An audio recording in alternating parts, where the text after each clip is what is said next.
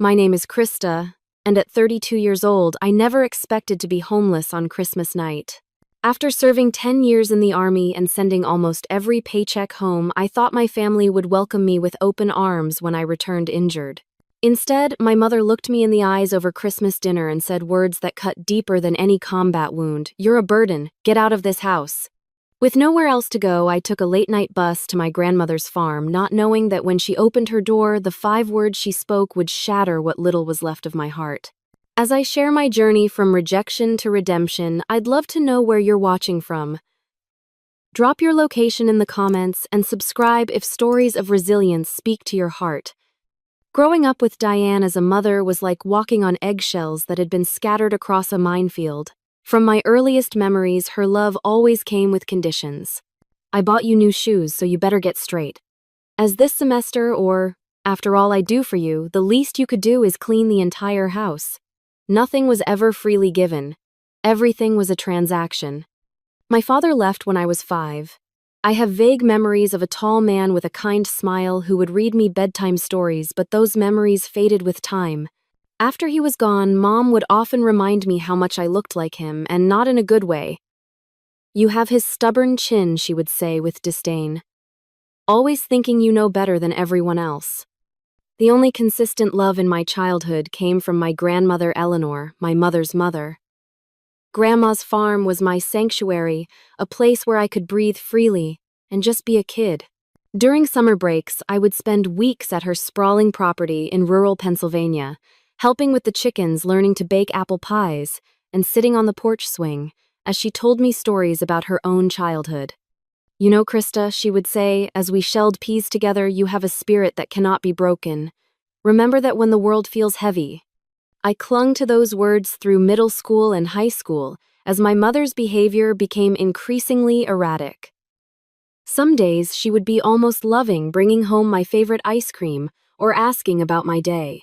Those glimpses of maternal warmth were enough to keep me hoping that someday she would change, that someday I would be enough for her to love unconditionally. My siblings learned to play her game better than I ever could. Tyler, 2 years younger than me, became the perfect chameleon, adjusting his personality to whatever would please Mom in the moment. Vanessa, the youngest at 4 years, my junior, mastered the art of flattery from an early age. "Mom, you look like you could be my sister," she would say, and Diane would beam with pride. Meanwhile, I remained the stubborn one, the difficult one, the one who asked too many questions and had too many needs. By 18, I knew I needed to escape. The military seemed like the perfect solution, a way out of the house, a chance to serve a purpose greater than myself, and surprisingly, a way to finally earn my mother's approval. The day I told her I had enlisted, I saw something in her eyes I had rarely seen before: respect. "The military will be good for you," she said. "Teach you some discipline." What she didn't say, but what became clear in the following months, was that my enlistment also presented a financial opportunity. As I prepared to leave for basic training, she casually mentioned how tight money had been, how hard it was raising 3 children on her own, how the house needed a new roof. I made my first promise to send money home while still at the recruitment office.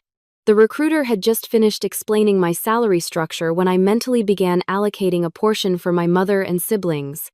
It seemed like the right thing to do. After all, family supports family, right? Basic training was brutal but clarifying. For the first time in my life, the rules made sense. Work hard, follow orders, support your team, and you'll succeed. The arbitrary nature of my mother's approval was replaced by the straightforward expectations of my drill sergeants. I thrived in that environment, graduating at the top of my class. During my first deployment, I set up an automatic transfer to send $500 home each month. It was a significant portion of my salary, but I lived on base with most expenses covered. The few times I called home, my mother actually sounded happy to hear from me. "Everyone at church is so proud," she told me once. "I show them your photos in uniform. My daughter serving her country." Those words sustained me through long nights in foreign lands, through the fear and the loneliness. My mother was proud of me. Finally, I had done something right. As the years passed, her financial requests increased. The roof turned into a bathroom remodel. Then Vanessa needed a car for college.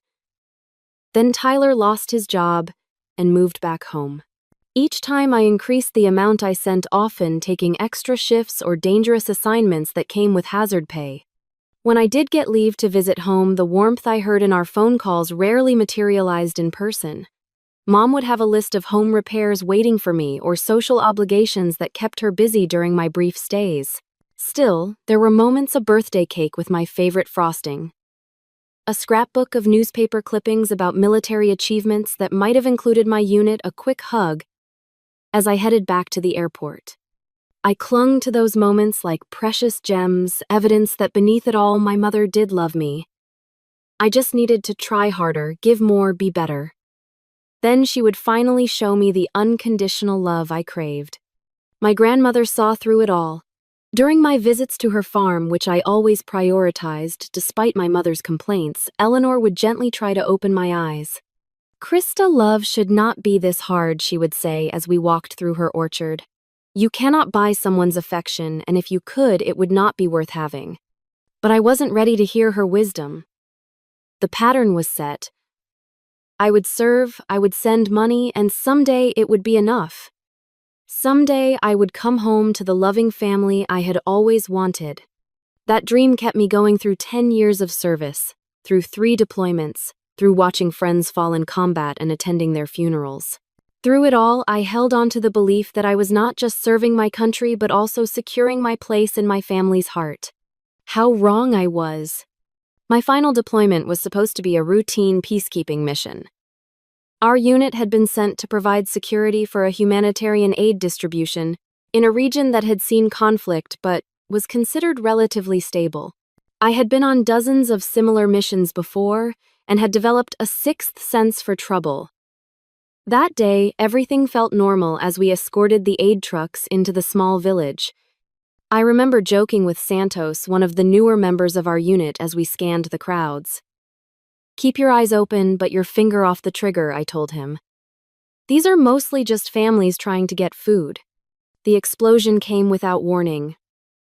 Later, they would tell me it was an IED buried in the road weeks earlier, likely forgotten until our convoy triggered it. I remember a flash of light, a deafening sound, and then the sensation of flying through the air. When I landed, I couldn't feel my legs, and the screaming I heard seemed distant, as if coming from another world. I learned much later that Santos had been killed instantly. 3 other members of my unit suffered serious injuries. As for me, the explosion had sent shrapnel tearing through my right leg and lower back, damaging nerves and shattering my femur. When I woke up in the field hospital, the first thing the doctor told me was that I was lucky to be alive. The second thing he said was that my military career was over. The next 3 months were a blur of surgeries, pain medications, and physical therapy. I had to learn to walk again, with the help of a cane and leg brace. The nerve damage meant constant pain that even the strongest medications could only dull. But the physical pain was nothing compared to the emotional trauma of losing Santos, of having my career abruptly ended, of facing a future I had never planned for. During those months of recovery, my mother called more frequently than she ever had before. Her voice took on a nurturing tone I barely recognized. "We're getting your old room ready," she said in one call. "Tyler moved out again, so you'll have the whole space to yourself." "The church group is organizing meals," she mentioned in another. "Everyone wants to help our wounded warrior." The attention was disorienting but welcome. Perhaps this was the silver lining to my injury, finally proving to my mother that I deserved her care. I began to envision a homecoming filled with the love and support I had always craved. In my hospital bed, I daydreamed about family dinners where I would be the guest of honor, about my mother tenderly helping me with my physical therapy exercises, about finally being part of a family unit that functioned with love rather than obligation. As my discharge date approached, I made plans to return home just before Christmas. "It will be perfect," my mother said when I called to confirm the dates. "The whole family will be together for the holidays." A real celebration. The journey home was arduous. The military had arranged for medical transport to the major airport, but from there I was on my own. Each step with my cane sent shooting pain through my leg, and navigating the crowded holiday terminals was exhausting. Still, I pushed through, fueled by the anticipation of the welcome that awaited me. As the plane began its descent into Pittsburgh International Airport, I peered out the window at the snow-covered landscape below. After a decade of desert deployments and foreign bases, the sight of American winter filled me with a sense of belonging. I was coming home not just to a country but to a family. Or so I thought. The first hint that things might not match my expectations came when I turned on my phone after landing. No messages asking about my flight status. No missed calls checking if I needed anything. I brushed aside the disappointment and called my mother. "I've landed," I said when she answered. "Oh, that's today." Her voice held none of the excitement I had expected. "Well, we're all busy with Christmas preparations. Can you get a cab?" The cab ride from the airport to our suburban neighborhood cost nearly $80, a significant expense given my uncertain financial future. As we pulled up to the two-story house where I had grown up, I noticed the elaborate Christmas decorations adorning the front yard light-up reindeer, inflatable Santa Clauses, and strings of multicolored lights outlining every window. My mother had always loved making a display for the neighbors to admire. I paid the driver and awkwardly maneuvered my duffel bag while balancing on my cane. No one came out to help as I made my slow way up the icy walkway. By the time I reached the front door, sweat had soaked through my shirt despite the December chill, and the pain in my leg had intensified to a burning throb. I raised my hand to knock but hesitated. This was my childhood home. Should I just walk in? Before I could decide, the door swung open and there stood my mother looking annoyed. "Were you just gonna stand there all day? You're letting all the heat out?" And just like that I knew. Nothing had changed. If anything, it had gotten worse. The house smelled like pine needles and cinnamon, a combination that had always signified Christmas throughout my childhood.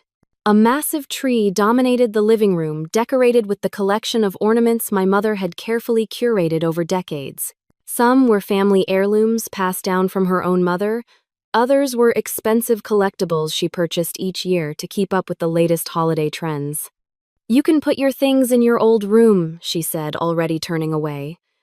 "We converted it to a home office, but Tyler set up an air mattress for you." I stood in the entryway, leaning heavily on my cane, trying to reconcile this cold reception with the nurturing voice I had heard on the phone during my hospital stay.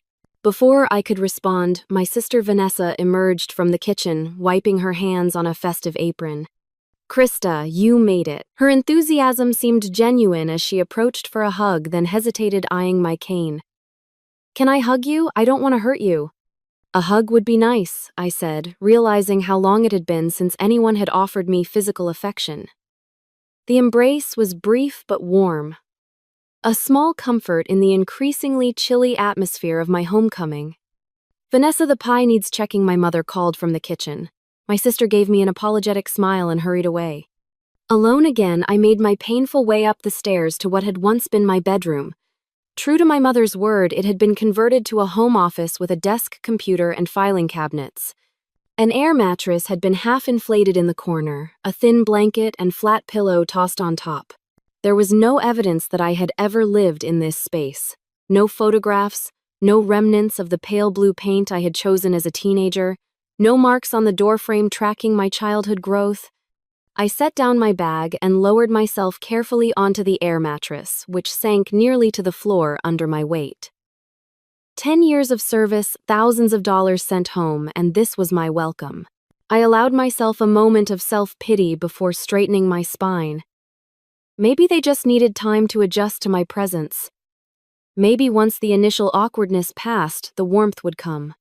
By evening, the house had filled with extended family, my Aunt Susan and her husband Frank, my cousins Jennifer and Peter with their spouses, and my brother Tyler, who arrived last with a bottle of expensive wine and no acknowledgement of my presence.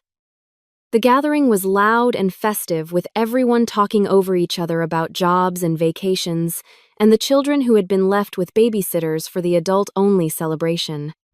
I sat quietly in a corner of the living room, the constant pain making it difficult to engage in the rapid-fire conversations happening around me. Occasionally, someone would glance my way with a mixture of curiosity and discomfort, but few made the effort to speak directly to me. It was as if my injury had rendered me invisible, or, perhaps worse, had transformed me into a reminder of unpleasant realities that had no place at a Christmas gathering.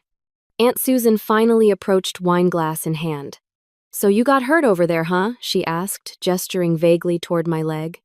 "Yes, an explosion. Shrapnel damage and nerve injury," I explained, grateful for the acknowledgement despite her clear discomfort. "Well, at least you're home now," she said brightly. "And the military takes care of their own right. I'm sure they set you up with good benefits." Before I could explain the complicated reality of veteran benefits and the battles that often accompanied them, my mother called everyone to the dining room for dinner. The table was a masterpiece of holiday perfection fine china that only appeared on special occasions, crystal glasses that had belonged to my grandmother, and a elaborate centerpiece of poinsettias and glittering ornaments. The food matched the presentation, a golden turkey cranberry sauce molded into perfect circles and side dishes, arranged with artistic precision. "Krista, you can sit at the end next to the wall," my mother instructed, pointing to a chair that had been awkwardly wedged into a space clearly not intended for a table setting. "That way, your equipment won't be in the way." By equipment, she meant my cane, which I needed to keep close for stability.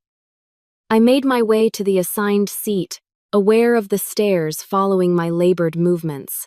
The chair was pushed so close to the wall that I had to sit sideways, my injured leg extended into what little space remained.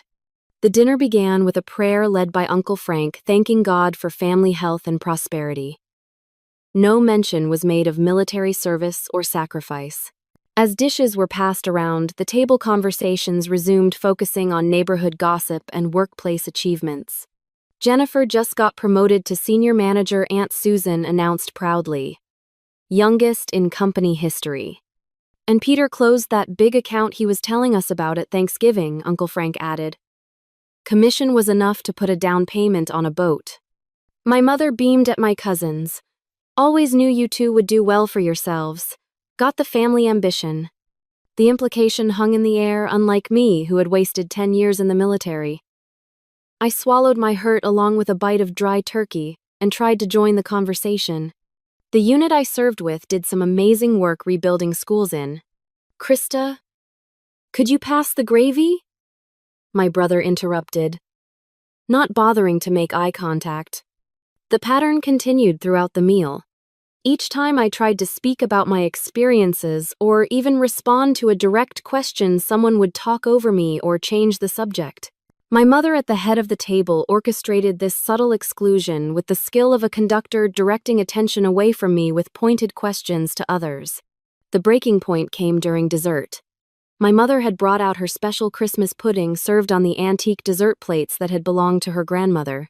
As she handed me my portion, her expression made it clear that she expected me to recognize the honor she was bestowing by allowing me to use the precious family heirloom. I accepted the plate with a murmured thanks, but as I shifted in my uncomfortable chair, my injured leg seized with a spasm of pain. My hand jerked, and the plate slipped from my fingers, crashing to the hardwood floor, where it shattered into dozens of pieces. The silence that followed was absolute. "I'm so sorry," I began, already reaching for my cane to help me get down and clean up the mess. My mother's face had transformed into a mask of cold fury. "Do you have any idea what you just did?" Her voice was quiet but vibrating with rage. "That plate survived 2 world wars and you couldn't manage to hold on to it for 5 minutes. "It was an accident," I said, my voice small. "My leg." Leg, your pain, your service," she spat the words like they were poison. "That's all we've heard about for months. Do you think you're the only person with problems? While you were playing soldier, I was here dealing with real life, real bills, real responsibilities." I stared at her in shock. "Playing soldier? Mom, I nearly died. And I sent you thousands of dollars over the years. Money that could have. Money that barely covered what it cost to maintain this house, to keep up appearances in this neighborhood." She cut me off. "And now you come back expecting us to wait on you hand and foot to rearrange our lives around your disability." The room was frozen, everyone watching the confrontation with a mixture of discomfort and morbid fascination. I never expected that I said fighting to keep my voice steady. I just thought, "You thought what? That we'd be your nursemaids, that we'd convert the house into a hospital ward." My mother stood now looking down at me with contempt. "Look at you. You can barely feed yourself. You're a burden, Krista. A burden I never asked for." The words hit me like physical blows. I had spent 10 years convincing myself that my sacrifices were building a foundation of love and respect. In one moment, that foundation crumbled to dust. "If that's how you feel," I said, struggling to my feet, "then I'll go." "Best idea you've had since you got here," my mother replied coldly. "Get out of this house. Go find somewhere your brokenness won't ruin everyone else's holiday." No one spoke up. Not Tyler, not Vanessa, not any of the relatives who had benefited from the money I had faithfully sent home. They sat in uncomfortable silence, eyes averted as I gathered my dignity along with my cane and limped toward the stairs to collect my few belongings. As I painfully made my way up the steps, I heard the conversation resume behind me as if a brief unpleasantness had been dealt with, and now the celebration could continue uninterrupted. By the time I came back downstairs with my duffel bag, the broken plate had been swept away and a fresh dessert had been served.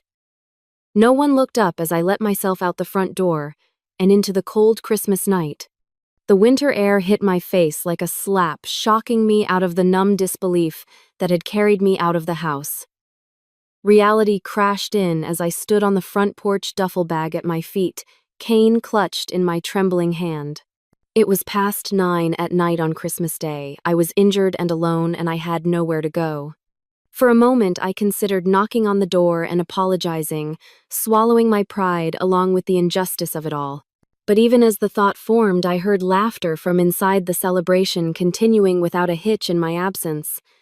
The message was clear: I was not missed.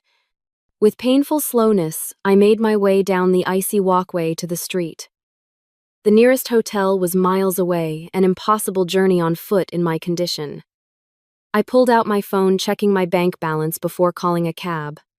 The numbers on the screen made my stomach clench. After paying for the cab from the airport, and with no final paycheck yet processed from my medical discharge, I had less than $200 to my name. As I stood there, a car slowed in front of the house. The window rolled down, revealing an elderly man peering out at me with concern. "You all right there, miss? Need some help with your bag?" Under normal circumstances, I would have politely declined. The Army had taught me self-reliance and caution around strangers. But these were not normal circumstances. "Actually," I said, my voice catching, "I could use a ride to the bus station if it's not too much trouble." The man, who introduced himself as George, insisted it was no trouble at all. "My wife passed last year," he explained as he carefully loaded my bag into his trunk. "Driving around on Christmas night keeps me from sitting alone with the memories." As we drove through the decorated neighborhoods, George shared stories about his 50-year marriage and asked gentle questions about my service. Unlike my family, he listened when I spoke, expressing genuine gratitude for my sacrifice. By the time we reached the bus station, I felt something I hadn't felt since landing on American soil: respected. "Where are you headed?" George asked as he helped me out of the car. I hesitated before answering. "My grandmother's farm. It's about 2 hours from here." "Well, I hope your welcome there is warmer than whatever sent you out on Christmas night," he said, genuine concern in his eyes. He refused my offer of money for the ride, instead pressing $20 into my hand. "For the bus ticket." "Merry Christmas, soldier." I watched him drive away, a knot in my throat. A stranger had shown me more kindness in 20 minutes than my family had in my entire homecoming. Inside the station, I discovered that the last bus heading in the direction of my grandmother's farm would leave in 15 minutes. It wouldn't take me all the way there, only to the small town about 5 miles from her property, but it was the best option I had. I purchased the ticket using George's $20 and some of my dwindling funds. The bus was nearly empty, just a handful of other travelers with their own stories of why they were journeying on Christmas night. I found a seat near the back where I could stretch my injured leg into the aisle and settled in for the ride, my cane propped beside me like a silent companion. As the bus pulled away from the station, the events of the day replayed in my mind. The coldness of my reception, the converted bedroom, the uncomfortable dinner, the shattered plate, my mother's cruel words. "You're a burden." After everything I had given, everything I had sacrificed, this was what waited for me at home. The contrast with my military experience couldn't have been more stark. In the Army, I had found the family I had always craved. My unit members had become brothers and sisters who would literally take a bullet for each other. We shared food, stories, fears, and dreams. When one of us succeeded, we all celebrated. When one of us struggled, we all provided support. I thought about Santos, so young and eager to serve, now buried in Arlington. I thought about Captain Rodriguez, who had visited me every day in the hospital until her own deployment. I thought about Specialist Wilson, who had lost both legs in a previous explosion and had video called me from his prosthetics, fitting to show me that life continued after injury.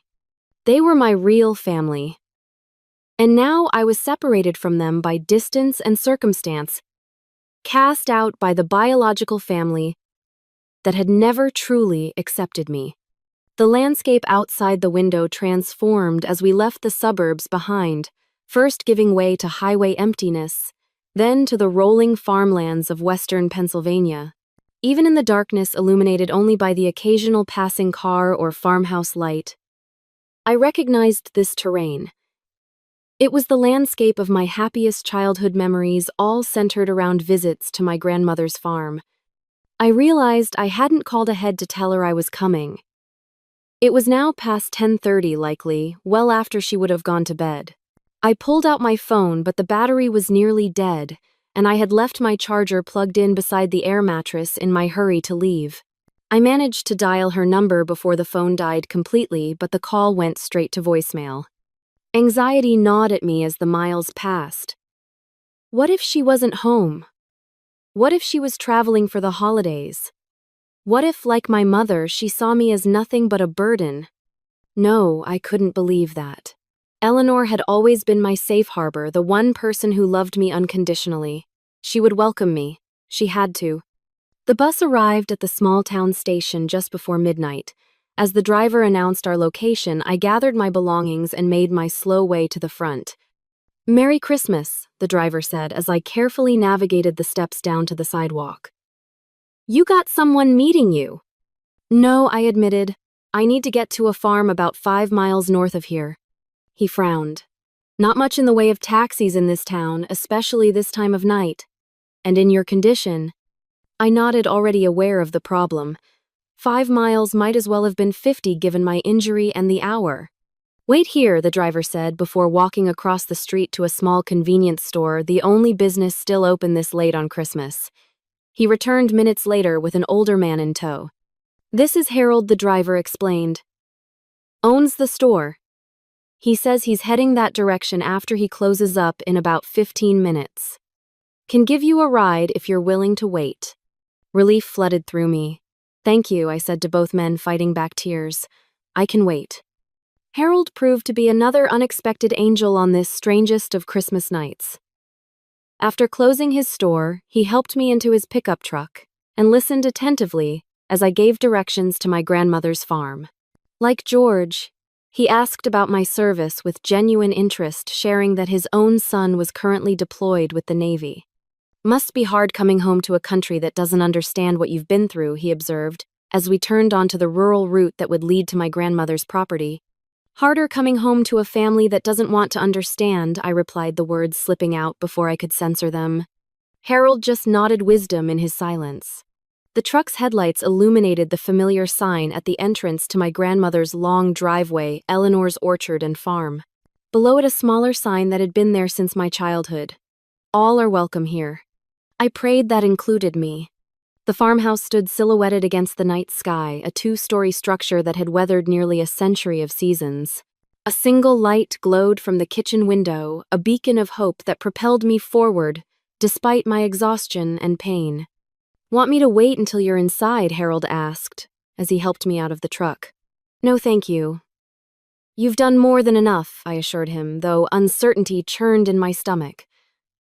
My grandmother and I are close. She'll be glad to see me. With a final wave, Harold drove away, his taillights disappearing down the dark country road.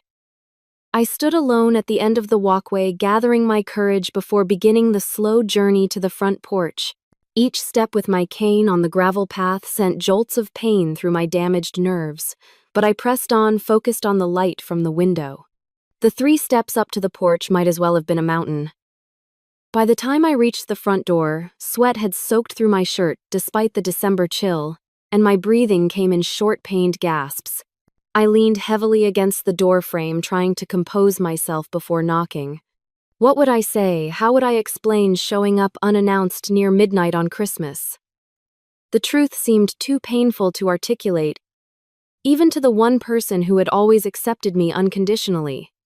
Before I could decide, my hand rose almost of its own accord and knocked on the weathered wooden door. The sound seemed impossibly loud in the quiet night. Long moments passed. I knocked again, louder this time, fear rising that the light I had seen was simply left on by accident, that the house was empty, that this final hope would prove as hollow as all the others. Then came the sound of movement inside a chair, scraping footsteps approaching. The porch light flickered on, momentarily blinding me. When my vision cleared, the door had opened to reveal my grandmother. Eleanor looked older than I remembered her, once auburn hair, now completely silver, new lines etched around her eyes and mouth. She wore a faded robe over flannel pajamas, reading glasses perched on her nose. Her expression as she took in my appearance, the cane, the duffel bag, the obvious distress, shifted from surprise to something I couldn't read. "Grandma," I began, my voice breaking, "I'm sorry to show up like this." She held up a hand, stopping my words. Her face hardened in a way I had never seen before, and when she spoke, her voice was cold and distant. "Your mother called. Go away." The words hit me like a physical blow. I staggered back, nearly losing my balance, the last fragments of my heart shattering into dust. The one person I had counted on, the one relationship I had believed was genuine and unconditional, had just rejected me as thoroughly as my mother had. I couldn't speak, couldn't breathe, couldn't process this final betrayal. Tears streamed down my face as I stood swaying on her porch, utterly broken. And then, in an instant, everything changed. Eleanor's hard expression melted away, replaced by alarm and then fierce love. She lunged forward, catching me by the arms before I could fall. "Krista, oh my God, I'm so sorry. It was a test. I needed to see your face," she said urgently, pulling me into an embrace. "Your mother called hours ago with some ridiculous story about you having a mental breakdown, becoming violent, stealing from her. I knew it was lies, but I needed to see for myself what had happened." The relief was so overwhelming that my legs gave way entirely. Eleanor, surprisingly strong for her age, supported me as she helped me inside, kicking the door closed behind us. "What did she do to you?" she demanded as she lowered me onto the worn sofa in her living room. "Tell me everything." Through tears and exhaustion, I recounted the events of the day, the cold welcome, the converted bedroom, the disastrous dinner, and finally, my mother's cruel dismissal. Eleanor listened without interrupting, her expression growing increasingly thunderous. "That woman," she said when I had finished, her voice shaking with fury. "My own daughter. I have never been so ashamed in all my life." She disappeared briefly into the kitchen, returning with a glass of water and 2 pills. "For the pain," she explained correctly, reading the tension in my body. "Then we'll get you settled in a proper bed. Everything else can wait until morning." As I swallowed the medication, Eleanor sat beside me, taking my hands in hers. "Krista, listen to me. You are not a burden. You are a hero, not just for your military service, but for your kindness and your strength. This is your home for as long as you want or need it to be." She said no one wanted me, I whispered, the pain of the words still fresh. "She was wrong," Eleanor said firmly. "I want you here. I have missed you every day for 10 years. Having you home, even under these circumstances, is the best Christmas gift I could receive." She helped me to the guest room, which I realized had been kept ready for me all this time. Unlike the makeshift accommodation at my mother's house, this room held evidence of belonging: photographs of me in uniform, displayed proudly on the dresser, a handmade quilt in my favorite colors on the bed, even a few books I had loved, as a teenager, still on the shelf. "You kept all this for me?" I asked, overwhelmed by this tangible proof of love. "Of course I did," Eleanor replied simply. "This has always been your home too." As she helped me into bed, mindful of my injured leg, Eleanor hummed the same lullaby she had sung to me as a child. The familiar melody, combined with the pain medication and emotional exhaustion, pulled me towards sleep. Just before consciousness faded, I felt her gentle hand brush hair from my forehead. "Rest now," she whispered. "You're safe. You're home." And for the first time since returning to American soil, I truly was. The first rays of winter sunlight filtering through the curtains woke me the next morning. For a disorienting moment, I couldn't remember where I was. The comfortable bed, the warm quilt, the familiar smell of freshly baked bread, all seemed like elements of a dream after the nightmare of the previous day. Then the pain in my leg reasserted itself, a harsh reminder of reality. I was at my grandmother's farm. I had been rejected by my mother and the rest of my family. I was injured, unemployed, and essentially homeless except for the sanctuary Eleanor had offered. A soft knock at the door preceded my grandmother's entrance. She carried a tray with breakfast and a steaming mug of coffee. "How are you feeling this morning?" she asked, setting the tray on the bedside table. Physically or emotionally, I attempted a smile that probably looked more like a grimace. "Both, I expect, are pretty rough," she said, sitting carefully on the edge of the bed. "But we're going to work on healing both, one day at a time." Over breakfast, Eleanor encouraged me to talk through what had happened, not just at Christmas dinner, but throughout my years of military service. Unlike my family, who had shown no interest in my experiences, she listened intently, asking thoughtful questions and expressing appropriate outrage at the dangers I had faced and pride in the service I had provided. "You know," she said as she collected the breakfast dishes, "your mother has always been self-centered, even as a child. I tried to teach her empathy, but some people are simply incapable of seeing beyond their own needs and wants. I kept thinking if I just did enough, gave enough, she would finally love me the way I needed," I admitted. Eleanor's eyes filled with compassion. "That was never going to happen, Krista. Not because you weren't worthy of that love, but because she isn't capable of giving it." In the days that followed, Eleanor helped me begin to process not just the recent rejection, but the lifetime of conditional love that had shaped my choices. She brought down boxes of letters I had sent her from overseas, showing me how she had cherished every word, every photograph, every scrap of connection during my years away. "I read each one at least a dozen times," she told me. "And I showed them to everyone who would stand still long enough to listen. The church group probably knew more about your deployments than your own unit did." Then came a revelation that initially filled me with rage, before giving way to a sad understanding. Eleanor had kept careful track of the money I had sent home over the years, concerned about the increasing amounts. "I confronted your mother about it," she said as we sat at her kitchen table, a spread of financial records between us. "I knew what your military salary would be, and the amounts you were sending home seemed excessive. She assured me you were fine, that you had plenty left for yourself." The truth, as we pieced together, was that very little of the money I had sent had gone toward actual household expenses. My mother had used it for luxury purchases, vacations, and maintaining appearances in the neighborhood. The new roof I had funded had never been replaced. The college expenses for Vanessa had been covered by scholarships and student loans, not my contributions. "She was using you," Eleanor said plainly. "And I'm partly to blame for not stepping in sooner." "You couldn't have known," I assured her, though the knowledge that my sacrifices had been exploited added another layer to the betrayal. After the first week, Eleanor insisted on taking me to see her personal physician, Dr. Martin, concerned that my leg wasn't receiving proper care. The local doctor was a kind, elderly man who had known Eleanor for decades. "The military docs did a decent job with the initial repairs," he said after examining my injuries, "but your physical therapy plan is outdated, and these pain medications they've got you on are too strong for long-term use."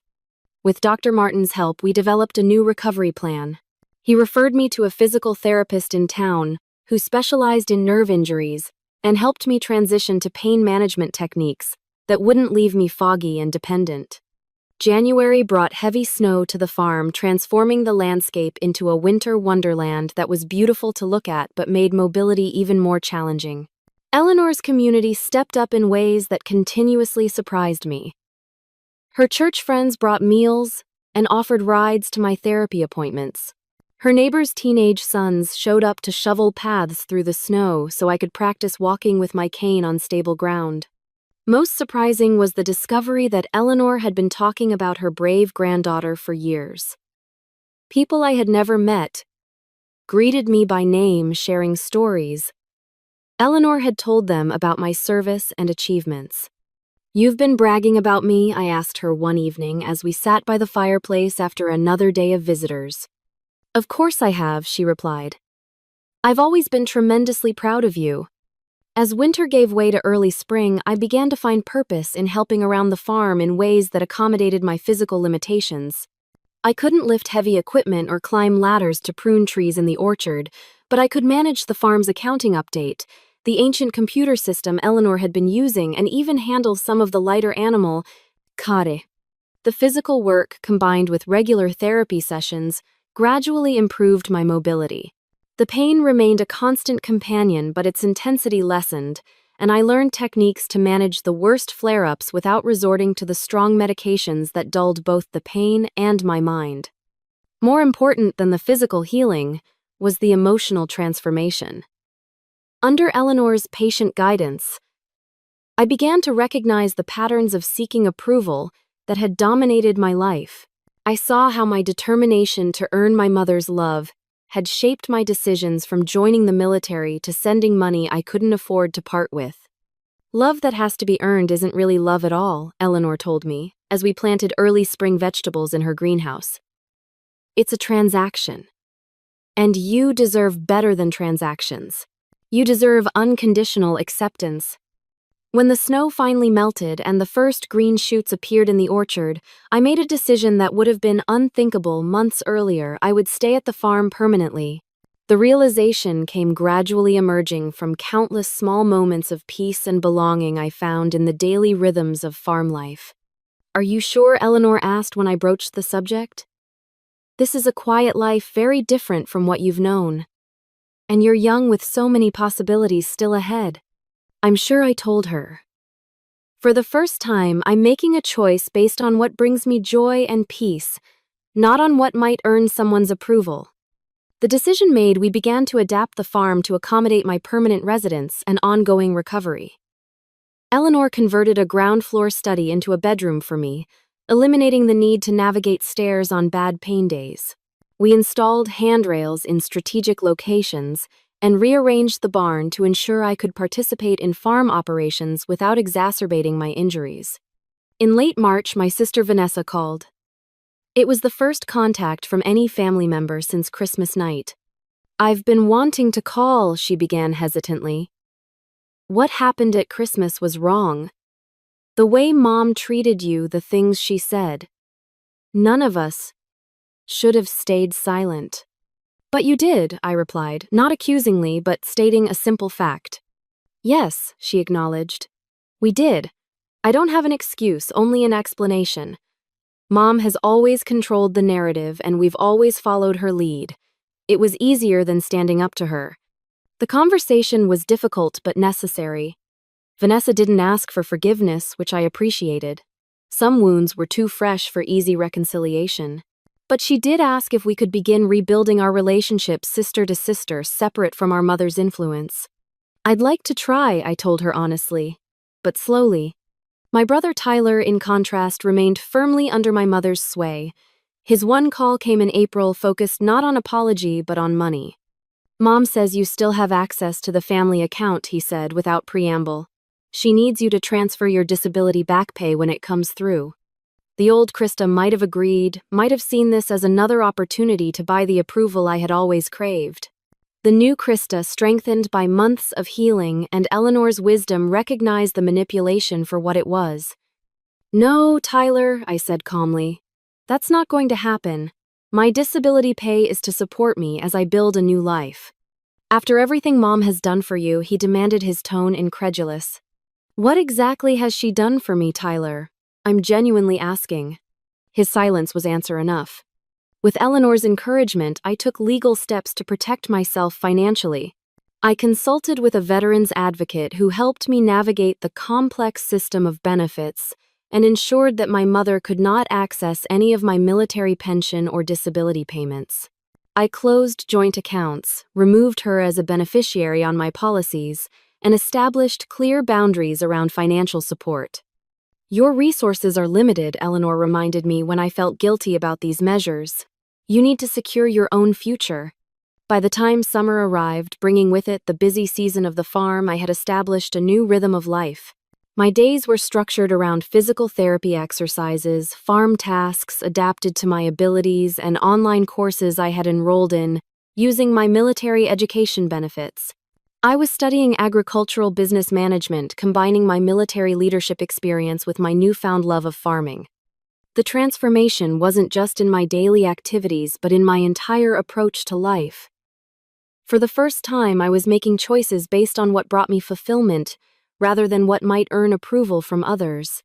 I was learning to accept help without seeing it as weakness, to set boundaries without guilt, and most importantly, to recognize my own worth independent of what I could do for others. You stand taller now, Eleanor observed one evening as we sat on the porch watching fireflies rise from the fields. Not just physically. I knew what she meant.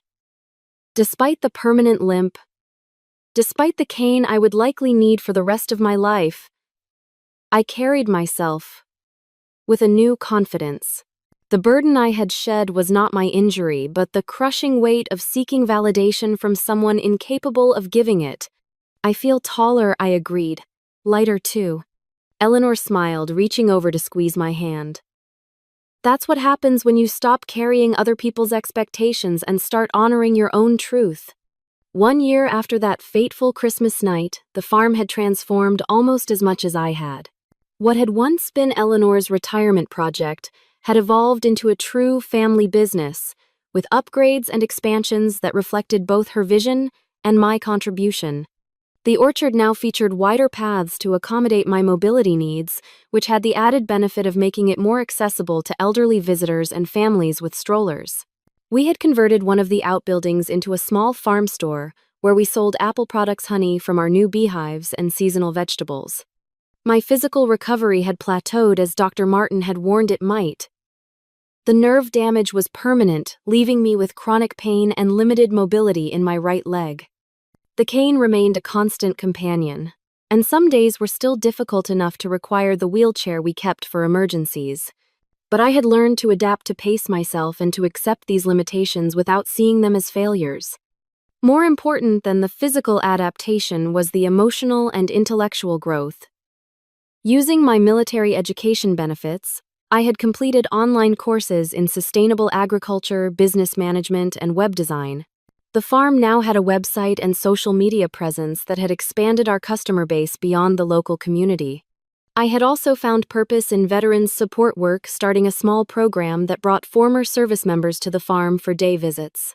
Many of them, like me, struggled with the transition to civilian life and found peace in the rhythms of farm work and the acceptance of our little community. Eleanor, now in her late 70s, had embraced these changes with characteristic enthusiasm. The farm has never been so alive, she often said, watching visitors explore the orchards or participate in seasonal activities. My relationship with Vanessa had cautiously improved. She had visited twice, awkward at first, but gradually warming to the new life I had built. She brought her children, my niece and nephew, who delighted in collecting eggs from the henhouse and feeding the goats we had added to the farm's animal population. Tyler remained distant, still firmly in my mother's orbit. I had made peace with that distance, understanding that some relationships could not be forced into health. As for my mother, I had neither seen nor spoken to her since that Christmas night. Through Vanessa, I heard occasional updates. She had remodeled the house again, joined a new social club, taken a Mediterranean cruise. Her life continued unchanged by my absence, which was perhaps the most telling evidence that cutting ties had been the right decision. Or so I thought until an unseasonably warm day in early December when a familiar car pulled into the farm's driveway. I was in the farm store helping a customer select apple varieties for a holiday pie when I saw her through the window. Diane, immaculately dressed as always, stepping out of her luxury sedan and surveying the farm with an expression of thinly veiled disdain. Eleanor, who had been restocking shelves nearby, followed my gaze. "Do you want me to send her away?" she asked quietly. I considered it. A year ago, I might have sought Eleanor's protection from the emotional storm my mother invariably brought with her. But I was different now. "No," I said. "I can handle this." I finished with the customer, then made my way outside, conscious of my uneven gait, but no longer embarrassed by it. My mother watched my approach, her eyes flicking to the cane and away again, as if the evidence of my injury was distasteful. "Hello, Mom," I said when I reached her, my voice steady. "This is a surprise." "Krista," she acknowledged with a nod. "You look healthy." "I am, thank you." "What brings you here?" She glanced around at the farm, at the customers coming and going from the store, at the new sign advertising our products. "I was in the area," she said, a clear lie given that the farm was nowhere near any destination she would normally frequent. Though I would stop by, I waited, knowing from long experience that my mother never stopped by without a purpose. "Your disability back pay came through," she said finally. "Tyler mentioned you were unreasonable about sharing it." And there it was. After a year of no contact, no apology for her cruel words, no acknowledgement of her rejection, she had come for money. In the past, I might have given in. Might have seen this as an opportunity to buy my way back into her good graces. Might have convinced myself that financial support was the same as love. But now I saw the transaction for what it was: emotional extortion dressed up as family obligation. "My disability pay is being used to support my life here and my future," I said calmly. "I won't be sharing it." Her face hardened, the mask of maternal concern dropping away. "After everything I've done for you, I raised you, I gave you a home, I supported your decision to join the military." "Did you?" I asked, genuinely curious about her version of our shared history. I remember sending money home for 10 years. I remember calling and writing with barely any response. I remember coming home injured and being called a burden before being thrown out on Christmas night. "You're exaggerating," she scoffed. "You were emotional and difficult. Your injury had clearly affected your judgment." I felt a familiar tightness in my chest, the old pattern of doubt and guilt rising up. But alongside it came something new: clarity. "Mom," I said gently, "I don't expect you to understand or acknowledge what happened. I've accepted that our relationship will never be what I hoped for. But I want you to know that I'm happy here. I've found purpose and peace. And I've learned that I don't need to buy your approval anymore." She stared at me, clearly unprepared for this calm resistance. "Your grandmother has poisoned you against me," she accused. "No," I corrected her. "Grandma has simply loved me unconditionally. She's shown me what real family support looks like." At that moment, Eleanor emerged from the farm store. She walked slowly toward us, her expression cautious but determined. "Diane," she said, acknowledging her daughter with a nod, "if you've come to make amends with Krista, you're welcome to stay for tea. If you've come for any other reason, I think it's best you leave now." My mother looked between us, calculation visible in her eyes. When she realized neither of us would bend, she straightened her shoulders. "I can see I'm wasting my time here," she said coldly. "When you come to your senses, Krista, you know where to find me." Without another word, she returned to her car and drove away, gravel spinning under her tires. I watched until the car disappeared down the long driveway, surprised by the absence of pain her departure left. Where once there would have been devastation, now there was only a quiet relief. Eleanor placed a gentle hand on my shoulder. "You okay?" "Yes," I said, realizing it was true. "Actually, I'm better than okay." That evening, as we sat on the porch watching the sunset paint the winter sky in shades of pink and gold, Eleanor and I reflected on the year's journey. "You know," she said thoughtfully, "when you showed up on my doorstep last Christmas, I was terrified for you. You were so broken, not just physically, but in spirit. I was, I acknowledged. I had built my entire identity around earning love that was never going to be freely given. And now? I considered the question looking out over the farm that had become my home and purpose. Now I understand that family isn't always blood. It's the people who stand by you when standing is all you can do. It's the people who see your value not in what you can give them, but in who you are. Eleanor smiled, the fading sunlight illuminating the wisdom in her aged face. That's a lesson many people never learn. I had a good teacher, I told her, reaching over to squeeze her hand. As darkness fell over the farm, bringing with it the promise of another day of purpose and peace, I reflected on how completely my life had changed in just 1 year. The injury that had seemed like the end of everything had become the beginning of a more authentic life. The rejection that had broken my heart had freed me to find connections based on genuine acceptance rather than obligation. My grandmother had shown me that love should lift you up, not wear you down. That boundaries were not selfish but necessary for healthy relationships. That starting over wasn't failure, but sometimes the bravest choice you could make. Most importantly, she had taught me that our worth isn't determined by others' treatment of us, but by the truth we carry within. That lesson, hard-won through pain and healing, was the greatest gift I had ever received. As the first stars appeared in the winter sky, I felt a sense of completion. The journey wasn't over, the healing wasn't perfect, but I had found my way home in every sense that mattered. Have you ever wondered how different your life might be if you hadn't experienced rejection or hardship? I'd love to hear your thoughts in the comments. If this story resonated with you, please like, subscribe, and share it with someone who might need to hear that family is about connection, not just blood. Thank you for joining me on this journey of healing and discovery. Remember, sometimes the most painful endings lead to the most beautiful beginnings.